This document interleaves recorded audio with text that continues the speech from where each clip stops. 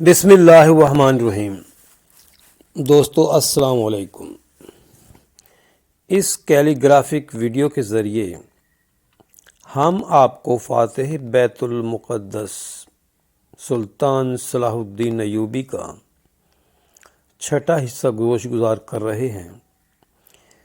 کیلی گرافی سیکھنے کے ساتھ ساتھ عظیم مسلم ہیرو کے واقعات بھی سنتے رہیں۔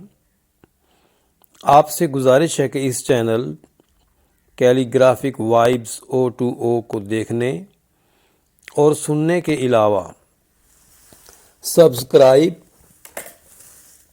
اور لائک بھی کیجیے۔ نیز آپ کے کمنٹس بھی ہماری اصلاح اور حوصلہ افزائی کے لیے بہت قیمتی ہیں۔ اللہ آپ کا حامی و ناصر ہو۔ اب آئیے سلطان صلاح الدین ایوبی فاتح بیت المقدس کے واقعات کی طرف۔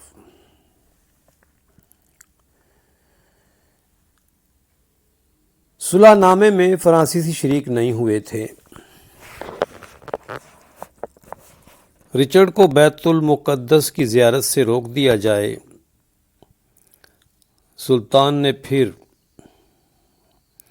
وسیع المشربی اور بے تعصبی کا ثبوت دیا اور جواب میں کہا، میں زیارت کی عام اجازت دے کر کسی کو روک کر یا پابندی لگا کر اپنے آپ کو چھوٹا نہیں کر سکتا۔ رچرڈ کی دل شکستگی کا یہ عالم تھا کہ وہ بیت المقدس کی زیارت تک کے لیے نہ گیا۔ اس میں اتنی ہمت نہ تھی کہ وہ سلطان صلاح الدین ایوبی سے بھی ملاقات کر سکتا۔ وہ کچھ عرصہ آرام کرنے کے بعد سرزمین مقدس سے واپس چلا گیا۔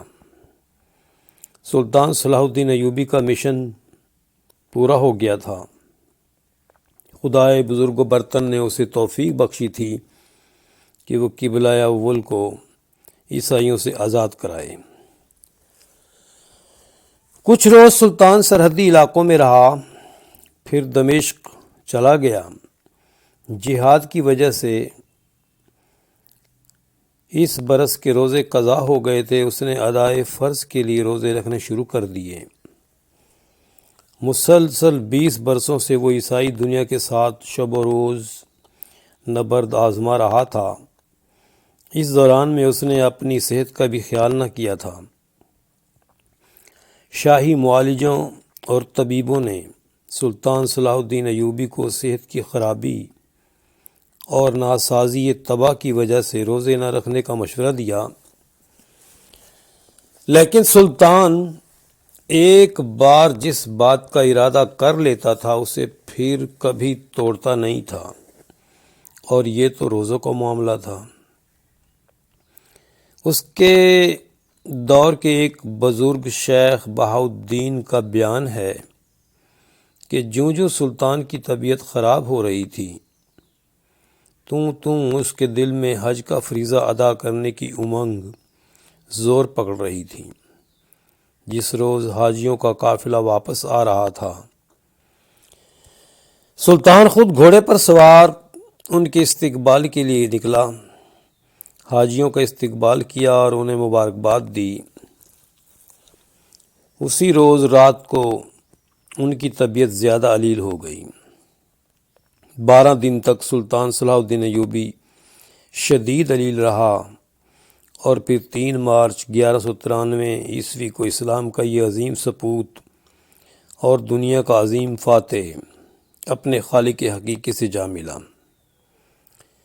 وہ جس نے دنیا کے عظیم ملکوں اور سلطنتوں کو فتح کیا تھا، جس کے قبضے میں ناقابل قیاس قیمت کے خزانے آئے تھے، جب وہ فوت ہوا تو اس کا ذاتی اثاثہ صرف 47 درہم، 1 شاہی اشرفی، 1 جنگی گھوڑا اور 1 زرہ بختر تھا۔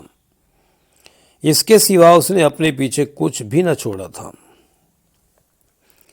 سلطان صلاح الدین ایوبی کو جامع دمشق کے قریب دفن کیا گیا۔ وقت گزرنے کے بعد اس کی قبر پر ایک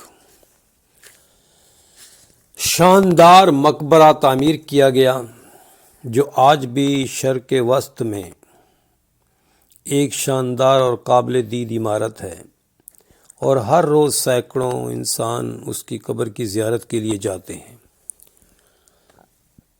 سلطان صلاح الدین ایوبی تاریخ اسلام نہیں بلکہ تاریخ عالم کا ایک عظیم ترین اور بہادر بادشاہ تھا۔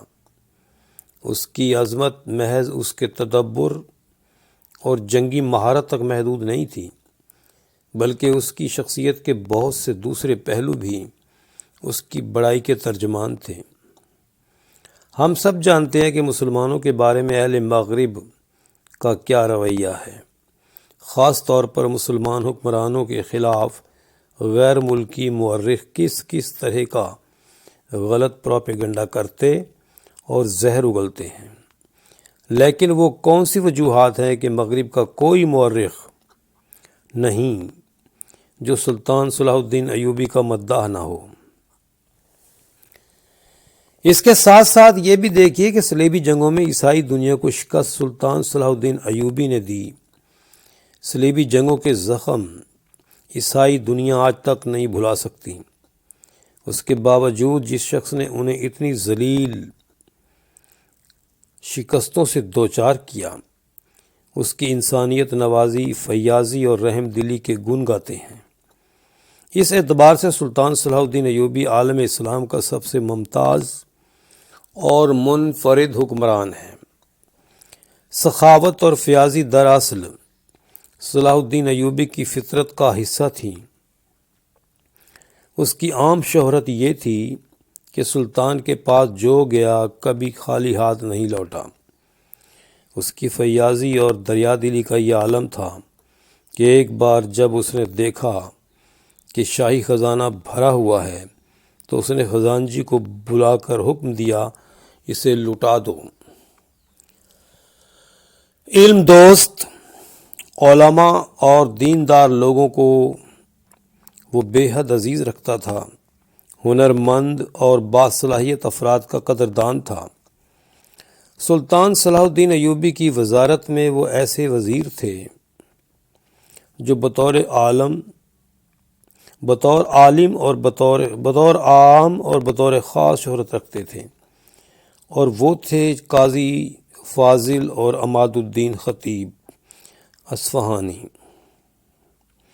صلاح الدین ایوبی کے ذاتی معتمد مشہور عالم شیخ بہاؤالدین بن شہداد تھے، جنہوں نے اس دور کی تاریخ لکھی ہے، اور وہ اس عہد کی تاریخ کے بہت بڑے ماخذ سمجھے جاتے ہیں۔ شیخ بہاؤالدین نے سلطان کے ساتھ اپنی پہلی ملاقات کا دلچسپ انداز میں ذکر کیا ہے، اور حقیقت یہ ہے کہ وہ ملاقات تھی بھی بہت دلچسپ۔ وہ بتاتے ہیں کہ 1188 عیسوی میں وہ پہلی بار سلطان صلاح الدین ایوبی سے اس وقت ملے جب سلطان ایک جنگی معرکہ میں مصروف تھا۔ شیخ بہاؤالدین کسی سے اجازت لیے بغیر سیدھے سلطان صلاح الدین ایوبی کے خیمے میں چلے گئے۔ شیخ بہاؤالدین نے دیکھا کہ سلطان صلاح الدین ایوبی ان کی ہی ایک کتاب کا مطالعہ کر رہا ہے۔ اس کے بعد سلطان اور شیخ بہاؤالدین میں جہاد کے موضوع پر گفتگو شروع ہوئی۔ سلطان نے جہاد کے موضوع پر ایسی گفتگو کی کہ شیخ بہاؤالدین اس سے بہت متاثر ہوئے، اور یوں ان کے تعلقات کا آغاز ہوا جو مرتے دم تک قائم رہا۔ عرب تاریخ کے نامور امریکی مورخ فلپ کے ہٹی نے لکھا ہے، نظام الملک توسی کے بعد علمی ادارے قائم کرنے میں کوئی صلاح الدین ایوبی کا ہم پلہ اور ہم سر نہیں گزرا۔ اس کے بعد حکومت میں دمشق درس گاہوں اور علمی اداروں کا شہر بن گیا۔ قاہرہ میں بھی اس نے بہت سی درس گاہیں قائم کیں۔ ان تمام علمی اداروں میں مدرسہ الصلاحیہ آج بھی خاص مقام کا حامل ہے۔ سلطان صلاح الدین ایوبی کو فن تعمیر سے بھی گہری دلچسپی تھی۔ اس کے تعمیر کیے ہوئے مدرسے، خانقاہیں، شفا خانے، نہریں اور مسجدیں دمشق، قاہرہ اور دوسرے شہروں میں اس کی آج بھی یاد دلاتی ہیں۔ فن تعمیر کے بے مثل نمونے ہیں۔ سلطان کی شخصیت کا ایک اور نمایاں پہلو اور اس کی خدا ترسی اور رحم دلی تھی۔ بیت المقدس کو فتح کرنے کے بعد اس نے عیسائیوں کے ساتھ جس مہربانی اور فیاضی کا سلوک کیا، اس کی مثال تاریخ پیش نہیں کر سکتی۔ سلطان صلاح الدین ایوبی مغربی شاعری اور ادب کا ایک لازوال کردار بھی بن چکا ہے۔ اس کے حوالے سے مغربی زبانوں میں بہت سے گیت، کہانیاں، ضرب الامثال اور کہاوتیں ملتی ہیں۔ اسے دور شجاعت کا سب سے بڑا شجاع اور ہیرو سمجھا جاتا ہے۔ اس کی شجاعت کا ایک بے مثال واقعہ اس کی عظمت اور زیرکی کی غمازی کرتا ہے۔ رچرڈ شیردل کی ایک عزیزہ کی شادی کی تقریب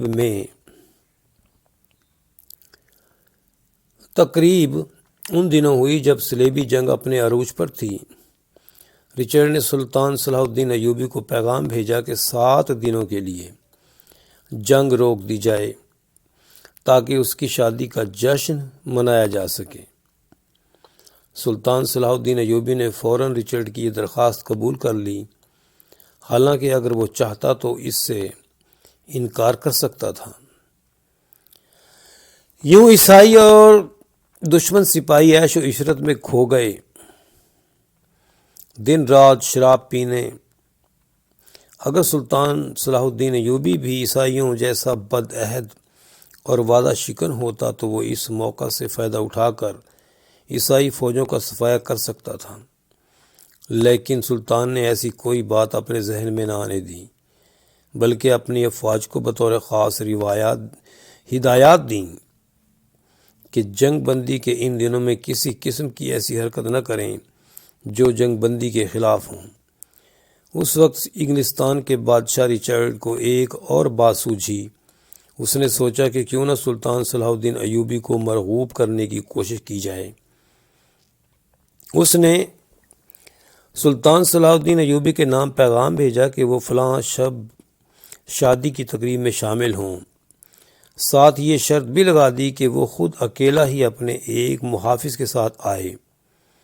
رچرڈ شیردل اور اس کے مصاحبوں اور مشیروں کا خیال تھا کہ سلطان کبھی دشمن کے کیمپ میں اکیلا 1 یا 2 محافظوں کے ساتھ آنے کی جرات نہ کرے گا۔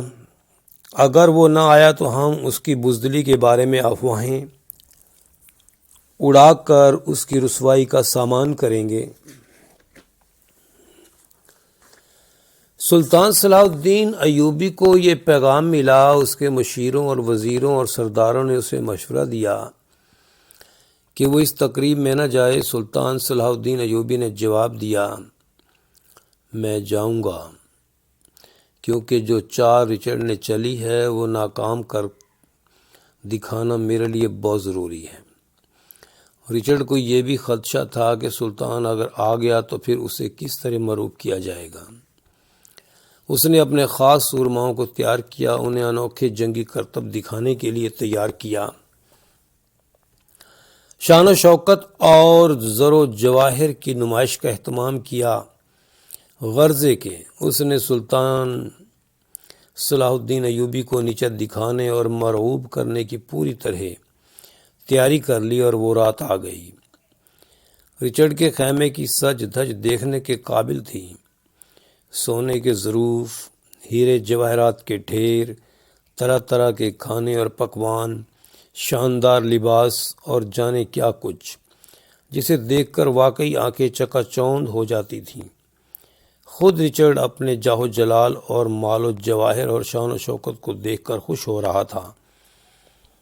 وقت گزرتا گیا۔ عیسائی امراء، سردار اور جرنیل شراب پی رہے تھے اور سلطان صلاح الدین ایوبی کا مذاق اڑا رہے تھے۔ انہوں نے آپس میں شرطیں تک بھر لی تھیں کہ سلطان صلاح الدین ایوبی عیسائی لشکر میں آنے کی جرات نہیں کرے گا، اور پھر وہ وقت آ گیا جب سلطان صلاح الدین ایوبی کو آنا تھا۔ چند منٹ اوپر ہو گئے، سلطان صلاح الدین ایوبی نہ آیا۔ عیسائی امراء، وزراء، جرنیل، سردار کہے لگاتے تھے۔ سلطان صلاح الدین ایوبی کو بزدل کہنے لگے۔ اس لمحے ڈرامائی انداز میں سلطان صلاح الدین ایوبی نے خیمے کا پردہ اٹھا کر اس انداز میں داخل ہوا کہ کہے رک گئے۔ چہروں پر وحشت اور خوف چھا گیا۔ سناٹے نے سب آوازوں کو ہڑپ کر لیا۔ سلطان صلاح الدین ایوبی نے اپنے محافظ کو خیمے سے بہت دور روک دیا تھا اور اکیلا ہی بے خوف شاہی خیمے کے اندر پہنچ گیا تھا۔ خود رچرڈ حیران رہ گیا۔ سلطان صلاح الدین ایوبی مسکرایا اور آگے بڑھا۔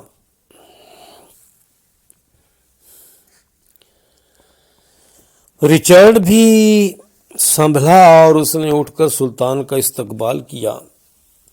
امراء اور وزراء حیرتوں کو چھپاتے ہوئے سلطان صلاح الدین ایوبی کے استقبال کے لیے کھڑے ہو گئے۔ سلطان سب پر ایک سرسری نگاہ ڈالتا بڑی بے نیازی اور وقار سے چلتا ہوا رچرڈ کے پاس مسند پر بیٹھ گیا۔ اس کے چہرے پر خوف تھا، نہ کوئی وہم۔ مطمئن مسکراتا ہوا جس کی آنکھیں بے حد چمکدار اور عقابی تھیں۔ رچرڈ نے سلطان کا شکریہ ادا کیا، پھر اسے کھانے کی دعوت دی۔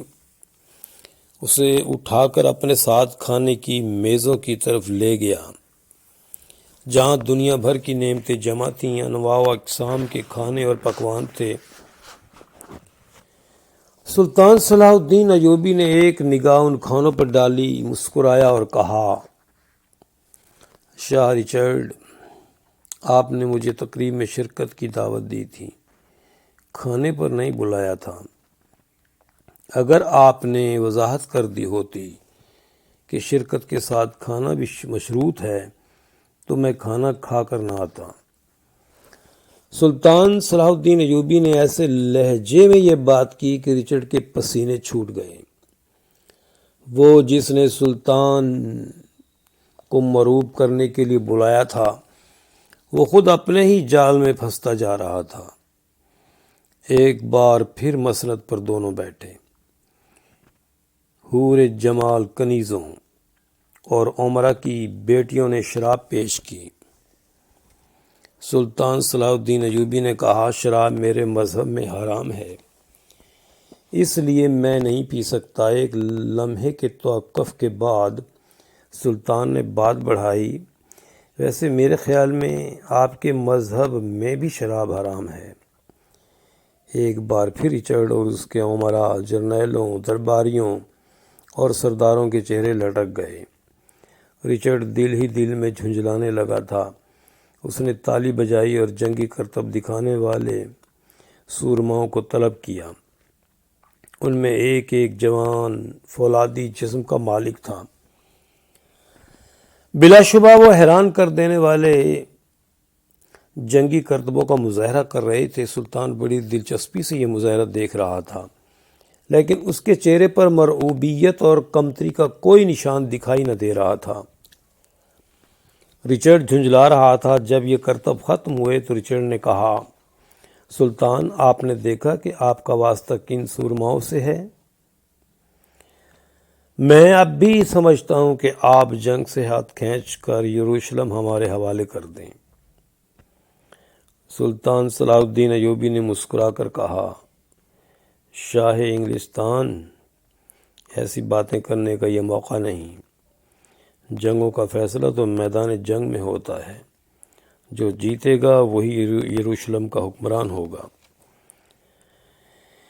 شاہ رچرڈ اور اس کے درباری اب واقعی سلطان سے مرعوب ہونے لگے تھے، کیونکہ اس پر کسی بات کا اثر نہ ہوا تھا۔ اچانک سلطان صلاح الدین ایوبی اٹھا اور اس نے رچرڈ کو مخاطب کر کے کہا، میں بھی آپ کو ایک ہنر دکھانا چاہتا ہوں۔ اس سے پہلے کہ رچرڈ کچھ کہتا، سلطان صلاح الدین ایوبی نے نیام سے تلوار نکالی ان گنت اور فانوس کی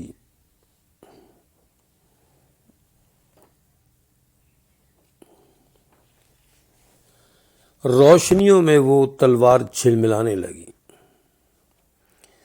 آنکھیں اس کی چمک سے چندھیانے لگیں۔ ہر شخص حیرت سے سلطان صلاح الدین ایوبی کو دیکھ رہا تھا۔ سلطان صلاح الدین ایوبی تیزی سے چلتا ہوا اس طرف بڑھا جہاں شہزادی دلہن بنی بیٹھی تھیں۔ سلطان نے بڑے وقار سے سر جھکا کر شہزادی نئی نویلی دلہن کو سلام کیا اور پھر بولا،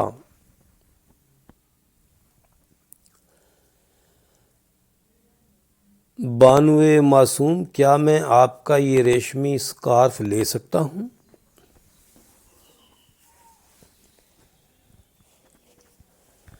بیچاری نئی نویلی دلہن سے ایک لفظ تک نہ نکلا، وہ جیسے مسحور ہو کر رہ گئی تھی۔ اس نے اپنا ریشمی قیمتی اسکارف سلطان کی طرف بڑھا لیا۔ سب کی آنکھیں سلطان کی طرف گڑی تھیں۔ ہر چہرہ اترا ہوا اور زرد تھا۔ سلطان صلاح الدین ایوبی کے چہرے پر بلا کی سنجیدگی تھی۔ پھر ہلکی سی مسکراہٹ سلطان کے چہرے پر نمودار ہوئی۔ اس نے انتہائی قیمتی اور نازک ریشمی کپڑے کے اسکارف کو ہوا میں لہرایا اور پھر اسے زمین پر آنے سے پہلے اپنی تلوار کا اس پر وار کیا۔ وہ نازک ترین ریشمی کپڑا کٹ کے نیچے آ گیا۔ سلطان صلاح الدین ایوبی نے اپنی تلوار لہرائی، پھر بڑی سنجیدگی سے کہا، شاہ رچرڈ، کیا آپ کے اس اسلحے خانے میں کوئی ایسی تلوار ہے جو ایسے نازک ریشمی کپڑے کو کاٹ سکے؟ رچرڈ کے پاس اس کا کوئی جواب نہ تھا، کیونکہ ایسی تیز دھار والی تلوار اس کے اسلحہ خانہ میں موجود نہ تھی۔ سلطان صلاح الدین ایوبی مسکراتا ہوا دلہن کے پاس پہنچا، اپنی عبا کی جیب سے ایک قیمتی سفید موتیوں کا ہار نکالا اور اسے شہزادی کی طرف بڑھاتے ہوئے کہا، آپ کی شادی کا تحفہ، اسے قبول کیجیے۔ پھر وہ تیزی سے رچرڈ کی طرف بڑھا اور بولا، آپ مجھے اجازت دیجیے، تقریب میں بلانے کا بے حد شکریہ۔ اور پھر سب کو حیران چھوڑ کر جس طرح آیا تھا ویسے ہی وقار سے چلتا ہوا وہ خیمے سے باہر نکل گیا۔ کئی منٹوں تک رچرڈ کے شاہی خیمے پر سناٹا چھایا رہا۔ اس کے بعد سب شراب پر ٹوٹ پڑے۔ سلطان صلاح الدین ایوبی انہیں بتا گیا تھا کہ انہیں شکست نہیں دی جا سکتی۔ یہ تھا عالم اسلام کا وہ عظیم سپوت صلاح الدین ایوبی، بیت المقدس کی سرزمین پر کسی ایسے صلاح الدین ایوبی کی منتظر ہے۔ بیت المقدس کی سرزمین پھر کسی ایسے صلاح الدین ایوبی کی منتظر ہے۔ مسجد اقصی پکار رہی ہے، فلسطین لہو لہو ہے۔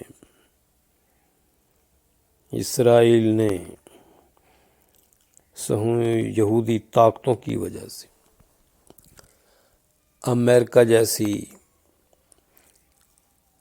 سپر پاور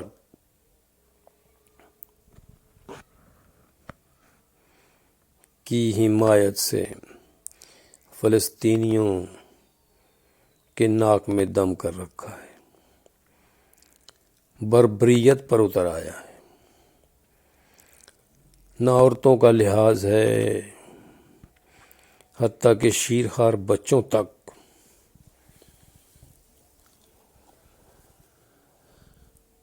شہید کرنے سے باز نہیں آ رہا۔ سچ ہے، کسی شاعر نے کیا خوب کہا ہے، لشکر فیل جہالت پہ اتر آیا ہے، لشکر فیل جہالت پہ اتر آیا ہے، لشکر فیل جہالت پہ اتر آیا ہے، اے خدایا، اے خدایا، پھر سے ابابیلوں کو کنکر دے دے، اے خدایا پھر سے ابابیلوں کو کنکر دے دے۔ جنگ کرنے کے بھی آداب ہوا کرتے ہیں، دودھ منہ بچوں کے بھی خواب ہوا کرتے ہیں، دودھ منہ بچوں کے بھی خواب ہوا کرتے ہیں، جنگ کرنے کے بھی آداب ہوا کرتے ہیں، لشکر فیل جہالت پہ اتر آیا ہے، اے خدایا پھر سے ابابیلوں کو کنکر دے دے۔ اوکے دوستو، بہت شکریہ، اللہ آپ کا حامی و ناصر ہو، خوشاد و آباد رہیں۔ السلام علیکم ورحمۃ اللہ وبرکاتہ۔